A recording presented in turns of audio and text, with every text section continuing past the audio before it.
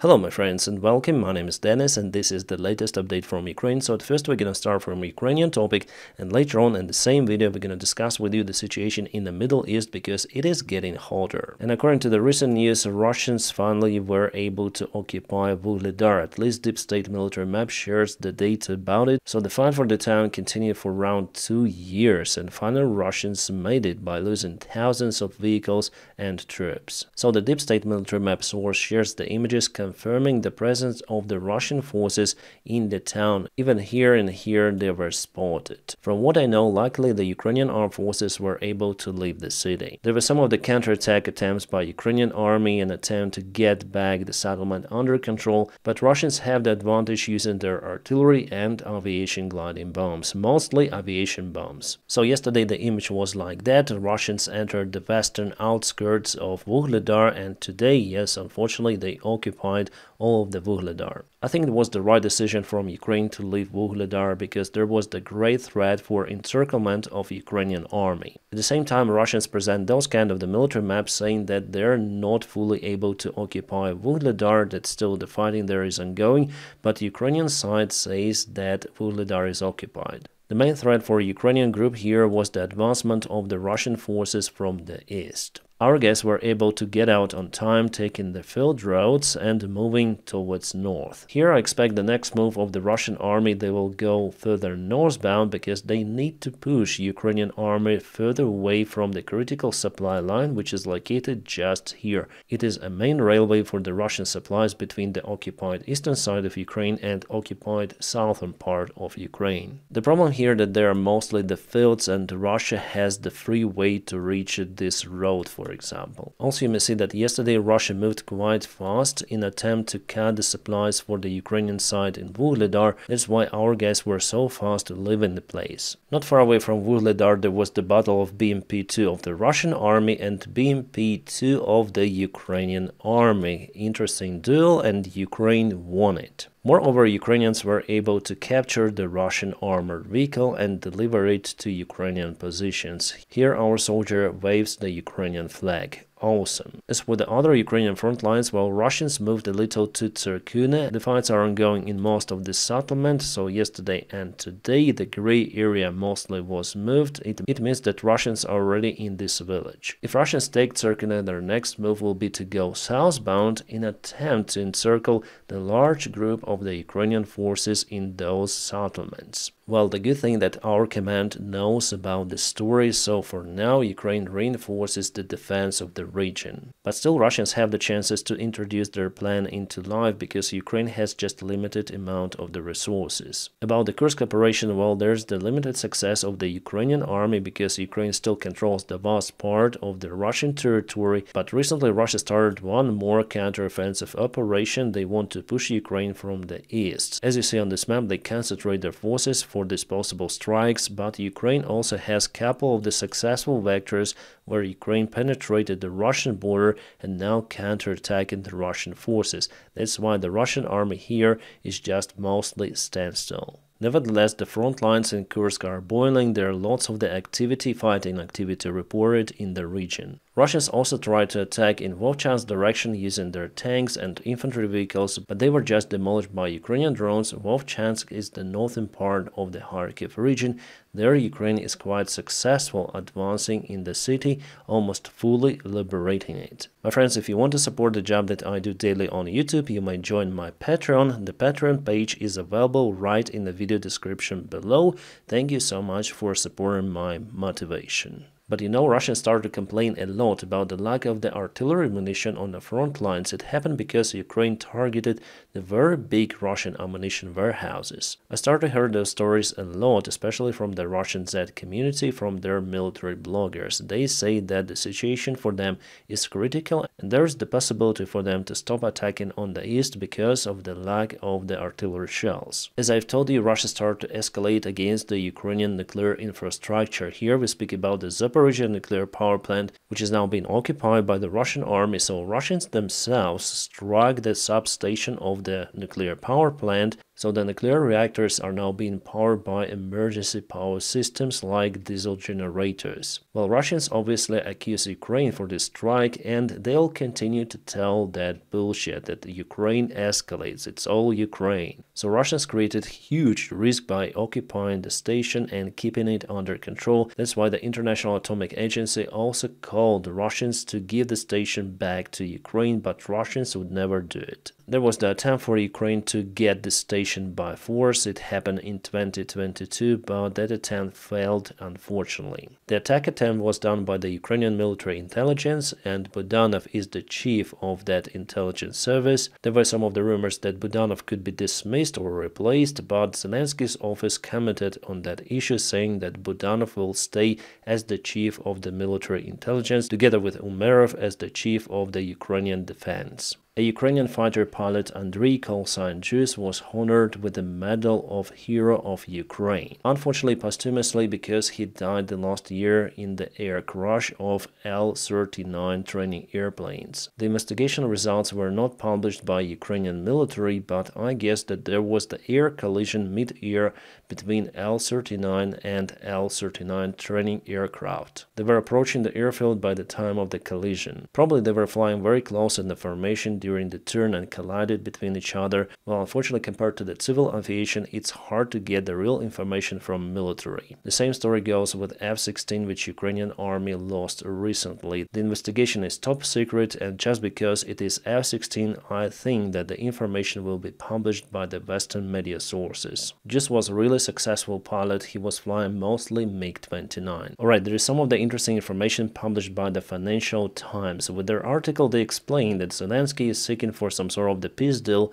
with Russia. They say that Zelensky and the Ukrainian government are more or less okay to freeze the current war state. It is happening because of the limited Ukrainian support by the Western countries, and the Ukrainian government sees how it loses the ground. At the same time, Ukraine is seeking for the robust security guarantees for itself, but the only security guarantee will be a NATO membership. In that case, the ceasefire might work because Russia will hesitate to attack Ukraine once again, I mean the controlled territory, and no one ever should recognize the occupied Ukrainian territories as the Russian ones. Unfortunately, at the current stage, we may say that Ukraine doesn't have enough resources to deoccupy all of the occupied territories. But there should be no compromise on Ukrainian territories after all, and after Russia starts to collapse, I'm sure that it will happen one day, Ukraine will just get its territories back, but it will not work without the NATO membership. I see that many countries are against the NATO membership of Ukraine, but still we have some of the positive news from the White House.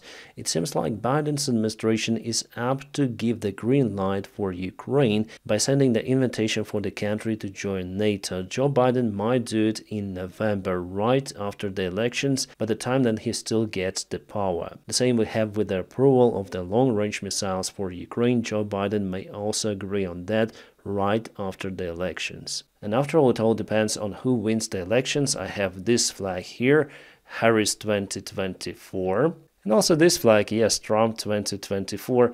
Yes, I'm gonna stream the election, so I'm gonna put those flags in the background, just something like that. It will be 24 hours stream at least. I really want to make something like that in my YouTube live.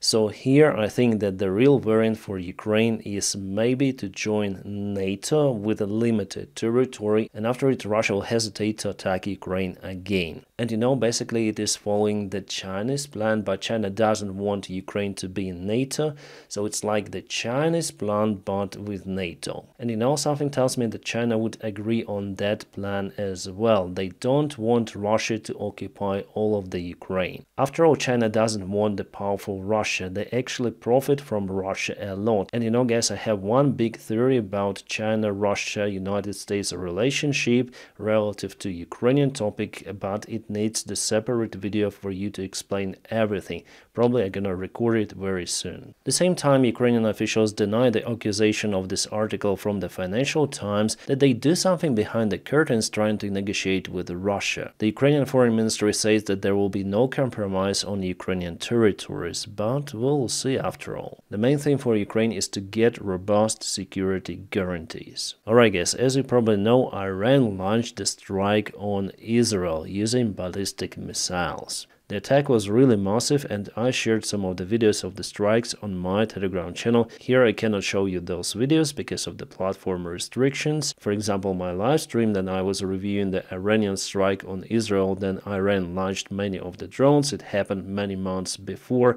Well, that video was removed by YouTube. I don't want to have any warnings for revealing kind of the shocking information. That's why we're mostly gonna speak about the strike. Well, I can tell you that those were definitely Iranian-made ballistic missiles, and many of those hit Israel, but it seems like they hit kind of the remote territories, not the big cities. For now, 181 missiles were counted. So what missiles did Iran use this time? The answer is Shahab-3 with a range of 2,000 kilometers. It's the only missile from the graph which is capable to reach Israel. And definitely on the picture it looks like the same missile. Just for your information, Russia also wants to obtain some of the ballistic missiles made in Iran, but probably Iran now needs their own missiles for itself. About the casualties, well, there was a single guy who was hit by ballistic missile. The guy was Palestinian Arab from the Gaza Strip. And by reviewing the videos, I saw that one of the missiles probably hit the ammunition warehouse because it's the classical explosion of the rocket fuel. Maybe there was the air defense system. By the way, it's very hard to intercept ballistic missiles. That is why many of them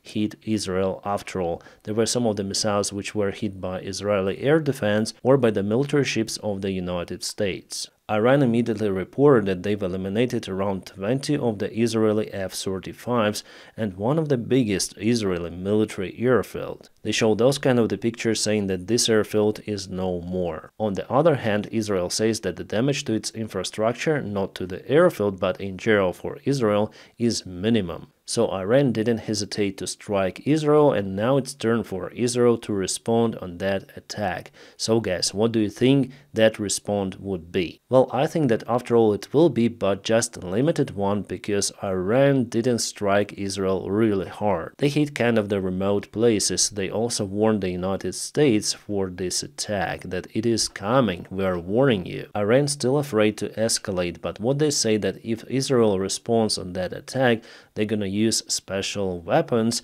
which will shock the entire world. Probably they say that they have nuclear weaponry. Well, Israel in that case may strike the nuclear facilities of Iran. Well, at least Israel has all of the tools for that, especially aviation. The Prime Minister of Israel, Netanyahu, also said that Israel will respond, so I guess that they will respond. Actually, more harm for Israel was done by some sort of the shooting attack happened in Tel Aviv. At least 8 people reported to be shot by attackers, and those attackers were also eliminated. Again guys, I cannot show you this video. A national security advisor of the White House, Jake Sullivan, also stated that Iran will face severe circumstances because of its attack on Israel, so Iran already escalated and it will be punished. And we have the information from yesterday that Israel has already started the operation in Lebanon. That's what I told you in my last video. For now the operation is quite limited, but I'm sure that it will expand northbound in Lebanon. Knowing how Israel eliminates the top managers of, let's say, unfriendly military groups, I would be really concerned if I was some sort of the Iranian official now. And you know why I don't really like the X platform? Because I have this bullshit in the recommendations from some strange accounts, Dr. Anastasia Maria Lopez. By the way, she has 1.3 million followers and she spreads the propaganda. Like 20 of F-35 fighter jets were kaboomed, so say goodbye to your American tax money. Not just Iranian propaganda, but also the Russian one.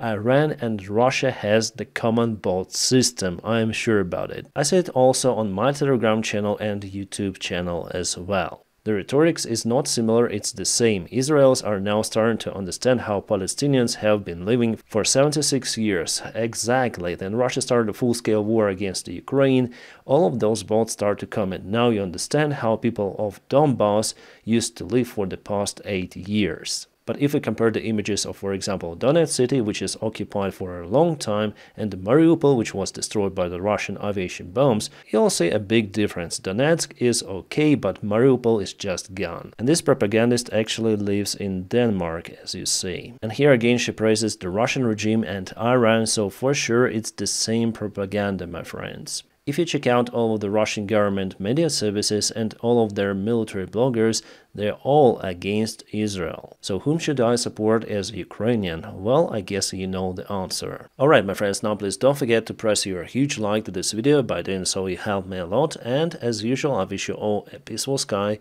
wherever you are, and have a great time.